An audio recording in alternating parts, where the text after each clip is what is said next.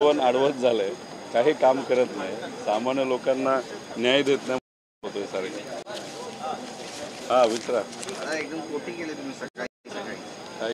रामदास कदमांनी म्हटलंय की लाडकी बहीण योजना बंद केली तर त्याच्याऐवजी सुरू करता येतील अंथरूण पाहून पाय पसरा. कदम साहेबांना हंतरून आता बरं आत्ताच दिसतंय. इलेक्शनच्या काळामध्ये त्यांना हंतरून दिसलं नाही आणि फक्त मीडियावर बोलण्यापेक्षा मला असं वाटतं की मुख्यमंत्र्यांकडे जावं, त्यांनी दोन्ही उपमुख्यमंत्र्यांकडे जावं आणि बोलावं. इलेक्शनच्या काळामध्ये तुम्ही बहिणींचा उपयोग हा फक्त मतदानापुरता केला आणि मतदान झाल्यानंतर तुम्ही सर्वसामान्यांना विसरून गेला आणि आत्ता तुम्ही अशा पद्धतीचे स्टेटमेंट करत असाल, हे कितपत योग्य असं मला वाटतं. तर तुमची हंतरुणं चांगली असली तरी गरिबाच्या हंतरुणामध्ये बऱ्यापैकी आता आहेत. आर्थिक परिस्थिती सामान्य लोकांची खूप हालाकीची आहे. त्यामुळे उगाच असे स्टेटमेंट देण्यापेक्षा खऱ्या अर्थाने सरकार कसं चालवाल हे मात्र तुम्ही तुमच्या नेत्यांना सांगावं असं मला वाटतं. साहेब, एकनाथ शिंदे यांच्या काळात ज्या योजना होत्या त्या सगळ्या योजना आता बंद करण्यात आलेल्या आहेत आणि त्यामुळे कुठेतरी धुसफूस तयार झालेली आहे. कारण यांनी आनंदाचा शिधा योजना सुरू केली होती, त्यानंतर वयोश्री यांना फिरवण्याची योजना सुरू केली होती, वयोवृद्धांना ती पण बंद करण्यात आली. बऱ्याच योजना करण्यात आल्या. यामागचं नेमकं कारण काय वाटतं? तीर्थयात्रा योजना, आनंदाचा शिधा, अशा विविध योजना जेव्हा शिंदेसाहेब मुख्यमंत्री होते तेव्हा या सरकारने आणल्या होत्या. त्याच्यातून लोकांमध्ये चांगली चर्चा सुरू झाली होती.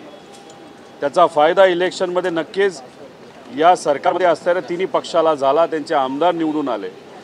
पण झालं एवढंच की प्रसिद्धी होत असताना शिंदेसाहेबांची प्रसिद्धी त्या तिन्ही पक्षामध्ये जरा जास्त होत होती असं वाटत असावं आणि मग अजून प्रसिद्धी नको म्हणून ह्या ज्या पॉप्युलर योजना होत्या, ज्या शिंदेसाहेबांनी आणल्या होत्या, त्या कदाचित या सरकारने बंद केलेल्या आहेत. याच्यामध्ये कुठंतरी या तिन्ही पक्षामध्ये सगळ्याच गोष्टी चांगल्यात असं वाटत नाही. एकामेकाला दाबण्याचा प्रयत्न या सरकारमध्ये तिथं होतो असं म्हणावं लागेल. पण एकामेकाच्या जिरवण्याच्या नादामध्ये सामान्य लोक मात्र अडचणीत येत आहेत हे त्या ठिकाणी आपल्या सर्वांना जाणवतं. त्याच्याचबरोबर कुठंतरी मुख्यमंत्री एक संदेश शिंदेसाहेबांच्या आमदारांना देण्याचा प्रयत्न करतात, मंत्र्यांना प्रयत्न करत आलो त्या सुद्धा मुख्यमंत्री म्हणून माझ्याकडे आहे. त्यामुळे याच्या पुढे जर कुठलं काम करायचं असेल तर तुमच्या नेत्याकडे जाण्यापेक्षा तुम्ही जर माझ्याकडे आलात तर मी तुमचं काम चांगल्या पद्धतीने करू शकतो.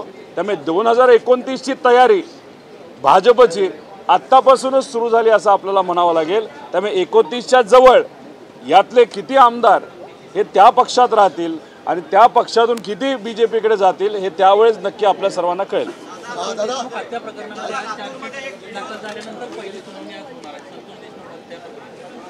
ते सुनावणी होत असताना वकिलांनी बाजू योग्य पद्धतीने त्या ठिकाणी मांडावी.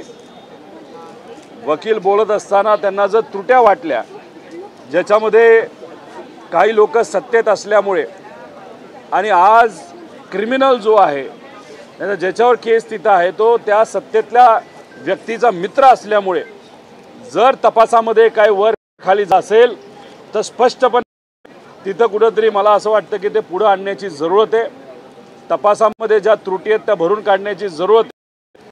त्यामुळे वकिलाचा रोल महत्त्वाचा आहे आणि न्यायदेवतेला कोर्टाला मी विनंती करतो की लवकरात लवकर याच्यामध्ये निर्णय हा दिला गेला पाहिजे आणि याच्यामध्ये राजकीय हस्तक्षेप होणार नाही याची दक्षता सुद्धा जजच्या माध्यमातून कोर्टातून जे काही आदेश निर्देश त्या ठिकाणी सरकारला ज्या कोणाला द्यायचे ते द्यावेत, पण पारदर्शक पद्धतीने ते सुद्धा लवकरात लवकर तर ही न्याय प्रक्रिया संपली पाहिजे आणि तिथं निकाल सुद्धा दिला गेला पाहिजे असं मला वाटतं. बीडच्या खोक्याच्या घरामध्ये आता गांजा सापडलेला आहे. कोणाच्या? बीडचा जो खोका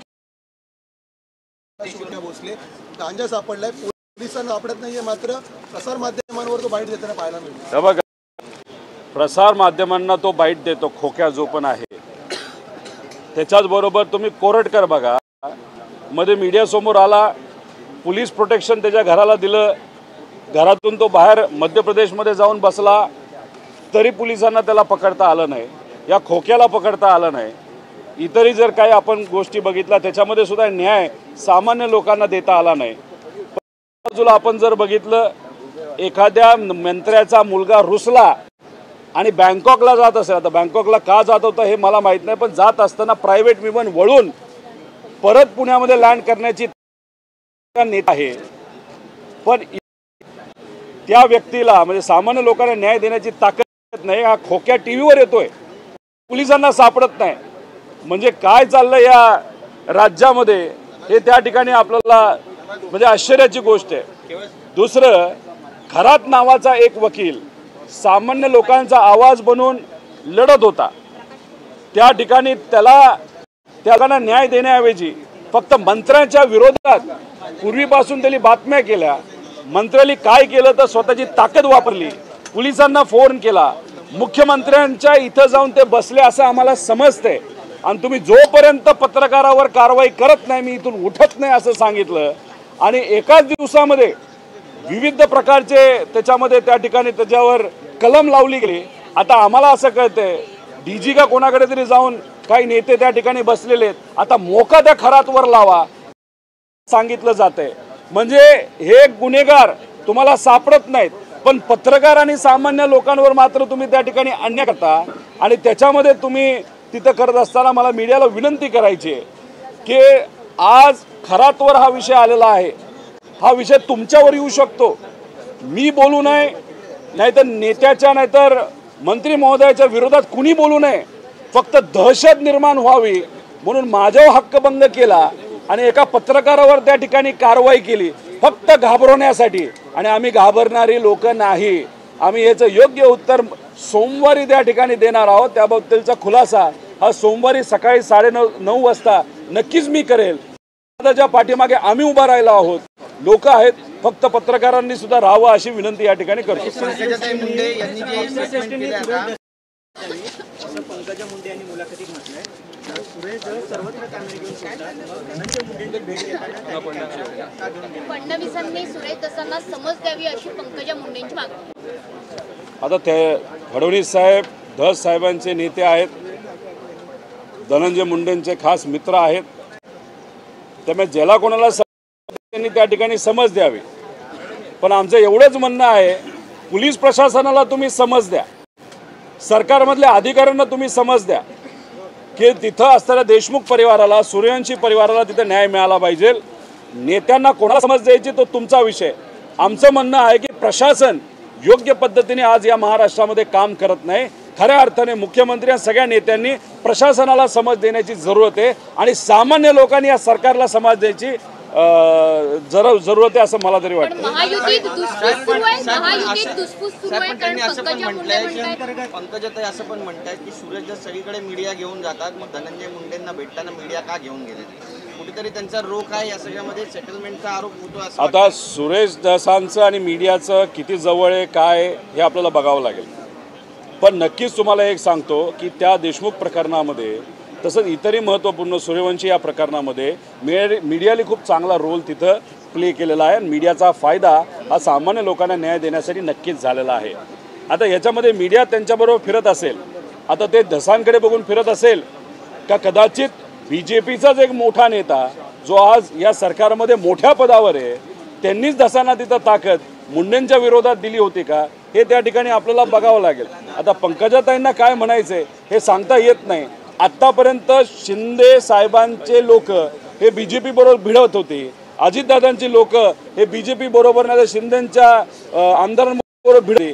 आता BJP मध्येच आमदार एकामेकाच्या विरोधात भिडायला लागलेले आहे. म्हणजे 3 महिन्यामध्ये ही परिस्थिती असेल तर वर्षात काय होईल, 2 वर्षानंतर काय होईल आणि 4 वर्षानंतर तर या सरकारमध्ये काय होणार आहे मला माहीत नाही. फक्त कृपा करून नाहीतर आपण अशी कुठेतरी अपेक्षा ठेवूया, एकामेकाचे कपडे मात्र हे आमदार त्या ठिकाणी फाडणार नाही एवढी आपण अपेक्षा त्या ठिकाणी.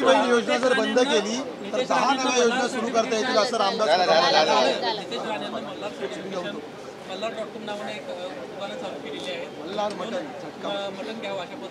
याला जोडून एक प्रश्न आहे की शिवरायांच्या सैन्यामध्ये एकही मुसलमान नव्हता, असं वक्तव्य त्यांनी केलंय. सैन्यात कुणीही मुस्लिम नव्हतं, सगळे हिंदू होते. आणि अजित पवारांनी नितेश राणेंचे या संदर्भात कान टोचलेले आहेत. दोन समाजांमध्ये तेढ हे बघा, नितेश भाऊ राणे काँग्रेसमध्ये असताना वेगळा इतिहास सांगायचे, वेगळी भूमिका मांडायचे, सावरकरांच्या विरोधात बोलायचे. आता ते BJPमध्ये आलेले आहेत. त्यामुळे BJPने जो आजपर्यंत इतिहास पुढे आणलाय जो चुकीचा आहे त्याची पाठराखण हे नितेश राणेंना करावी लागेल. नाहीतर त्यांना चुकून कसं का होईना मंत्रिपद मिळाले, ते मंत्रिपद जाण्याचा धोका तिथं आहे. त्यांना सातत्याने त्यांच्या नेत्याला खुश करावं लागतं, चांगल्या गोष्टी त्या नेत्याच्याबद्दल बोलावे लागतात. खरं तर माझं एवढीच विनंती आहे की त्यांना मंत्रिपद मिळाले त्याच्याबरोबर अजून एक मंत्रिपद या सरकारमध्ये काढावं, ते म्हणजे द्वेषाचं मंत्रिपद, आणि त्याला पूर्णपणे अधिकार हे नितेश राणेला त्या बाबतीत द्यावेत असं मला वाटतं. त्यामुळे तो फक्त चुकीचा इतिहास आणण्याचा प्रयत्न, तो पण का, त्यांना इतिहासाचं काय पडलं नाही, फक्त नेत्याला मात्र त्यांना खुश करायचं, बाकी त्यांना काही पडलेलं नाही. राहिला प्रश्न मल्हार.com आपण कधी प्रायव्हेट कंपनी असते तेव्हा, जर सरकारी एखादी ऑर्गनायझेशन असेल, कंपनी असेल तर .org लावलं जातं. आता माझा प्रश्न असा आहे की .com म्हणजे मल्हार.com ही कंपनी आहे कोणाची? मंत्री म्हणून ती कंपनी तुम्ही प्रमोट करताय का? सरकारची असेल तर .org का नाही लावलं? जर एखादी योजना सरकारकडनं लागू केली जात असेल सर्टिफिकेशन, मग मुख्यमंत्र्यांना तिथं का बोलावं? याच्या मागे काय हेतू आहे? हा कुठेतरी त्या ठिकाणी लोकांसमोर आलं पाहिजे असं मला. दादांनी जे कान टोचले नितेश राणेंचे ते योग्यच केलं.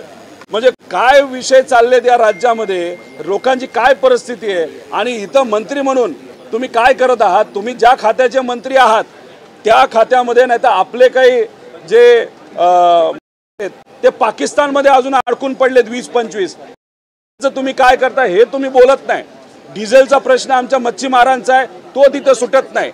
आज समुद्रामध्ये माशाची जी काय प्रमाण होतं ते कमी होत चाललंय, मोठ्या ट्रोलर्स म्हणे, त्याच्याबद्दल तुम्ही काय करणार आहात हे तुम्ही बोलत नाही. नको त्या विषयामध्ये नाक खुपसण्याचं काम हे नितेश राणे त्या ठिकाणी करतात, फक्त का नेत्याला खुश करायचंय. माझी विनंती त्यांना आहे, सामान्य लोकांना तुमच्या खात्याच्या माध्यमातून खुश करण्यामध्ये जरा जास्त वेळ लावला तर 4-5 लोक तरी तुम्हाला चांगली तुमची प्रशंसा करतील अशी अपेक्षा आपण करू. वारीच्या यात्रेमध्ये मुस्लिम व्यापाऱ्यांना बंदी घातली होती, मात्र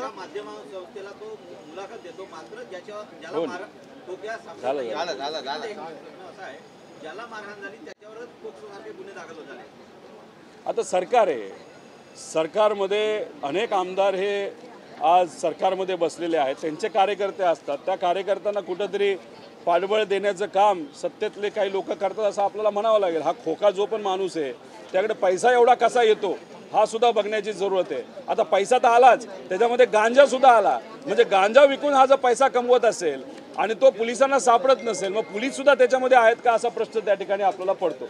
त्याच्याचबरोबर काल अधिवेशनामध्ये आपण जर बघितलं, अजितदादांचं जे भाषण होतं त्याच्यामध्ये त्यांनी आपल्या लाडक्या बहिणीबद्दल काही सांगितलं नाही.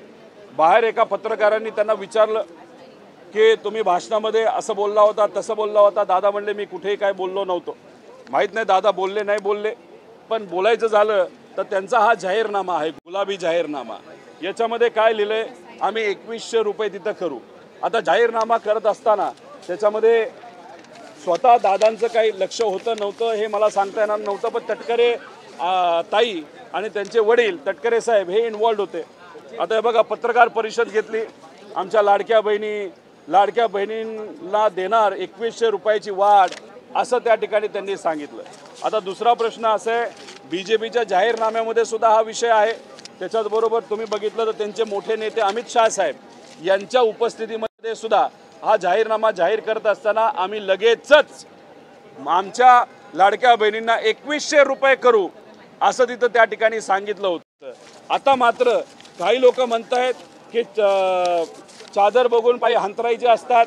काही लोक म्हणतायत तो निधी जर आपण थांबवला तर बरीच कामं आपल्याला करता येतील. आमचं हेच म्हणणं आहे की सरकारला काय करायचं आहे तर सरकारला मोठे प्रोजेक्ट फक्त कामापुरते आणायचे, कॉन्ट्रॅक्टरला पुढे आणून त्यातून मलिदा खायचा, पैसा खायचा आहे, बाकी काही करायचं नाही. पण गरिबाच्या बाबतीत मात्र शब्द फिरवताना या अधिवेशनामध्ये, या बजेटमध्ये आपल्या सर्वांना हे सगळे नेते दिसलेले आहेत.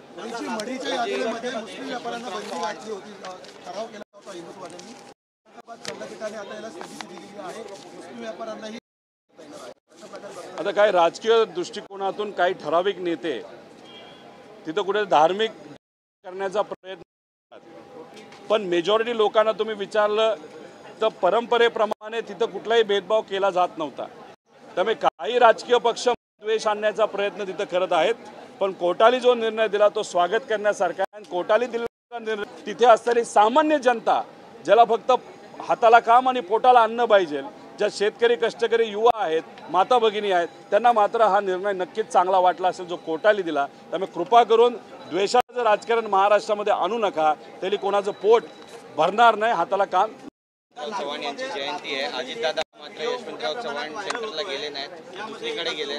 त्यामुळे त्यांनी सांगितलं होतं की मी त्यांना मानतो, त्यांच्याच विचारांचं अनुकरण करतो. कसं पाहते? आज अजितदादांचं उत्तर आहे. उत्तराच्या माध्यमातून चव्हाण साहेबांचा विचार पुढे घेऊन जाण्यासाठी मोठी योजना त्यांनी जाहीर करावी आज जयंतीनिमित्त, अशी मी विनंती त्यांना त्या ठिकाणी करतो. त्याच्यामध्ये शिक्षणाचा मुद्दा असेल, त्याच्यामध्ये व्यवसायाचा मुद्दा असेल, नोकरीचा मुद्दा असेल. त्याच्याचबरोबर माझं अजून एक विनंती अजितदादांना आहे की तुम्ही भाषणामध्ये बोलत असताना पुण्यश्लोक अहिल्यादेवी होळकरांच्या जयंतीनिमित्त काय करणार आहात हे अजूनपर्यंत सांगितलं नाही. ते तुम्ही तिथं उत्तर द्या. त्याच्याचबरोबर लोकशाहीर अण्णाभाऊ साठेंच्या स्मारकासाठी तुम्ही पैसे देणार, आत्ताही सांगितलं, आधीच्या बजेटमध्ये पण सांगितलं होतं, त्याच्या आधीच्या बजेटमध्ये सांगितलं होतं. पण तिथं जमिनीची अडचण आहे. जमीन जोपर्यंत सरकार विकत घेत नाही तोपर्यंत तिथं स्मारक होणार नाही. त्यामुळे आजच्या उत्तरामध्ये या बाबतीत सुद्धा ते बोलतील. आणि चव्हाण साहेबांच्या जयंती निमित्ताने आज अजितदादा मोठी एखादी योजना चव्हाण साहेबांच्या नावाने जाहीर करतील अशी अपेक्षा आपण करू. जर आशीर्वादाला ते तिथे गेले नसले तरी त्यांच्याकडे जे पद आहे, पदाच्या माध्यमातून ते विचारायला न्याय देतील अशी आपण अपेक्षा करूया.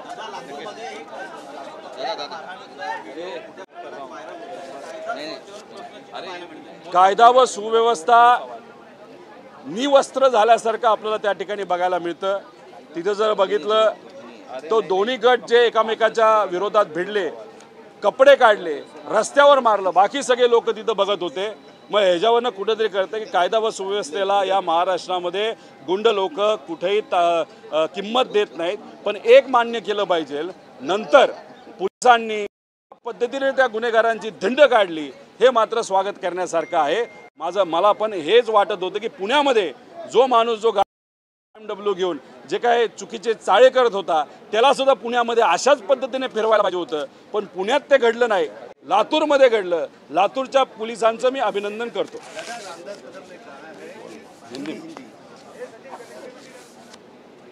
रामदास कदम जी ने जो वक्तव्य किया वो अभी इलेक्शन ने वक्तव्य किया है. इलेक्शन के वक्त उनका पक्ष हो व खुद हो, तब उन्होंने ये सोचा नहीं कि ये स्कीम के कारण महाराष्ट्र सरकार को अड़चन होगी. इस स्कीम के नाम पे उन्होंने वोट्स लिए, उनका पार्टी पावर में आया. अभी पावर में आने के बाद अगर आप ऐसा स्टेटमेंट दे रहे हो कि आप सोच समझ के इस पे खर्चा करना चाहिए या ये योजना बंद करनी चाहिए, मुझे लगता है कि वो गलत कर रहे हैं. लेकिन इसके बारे में उनके जो नेता है शिंदे साहब, उनका क्या कहना है वो हमको जान के लेना चाहिए, ऐसा मुझे लगता है. ठीक है सर, सिंगल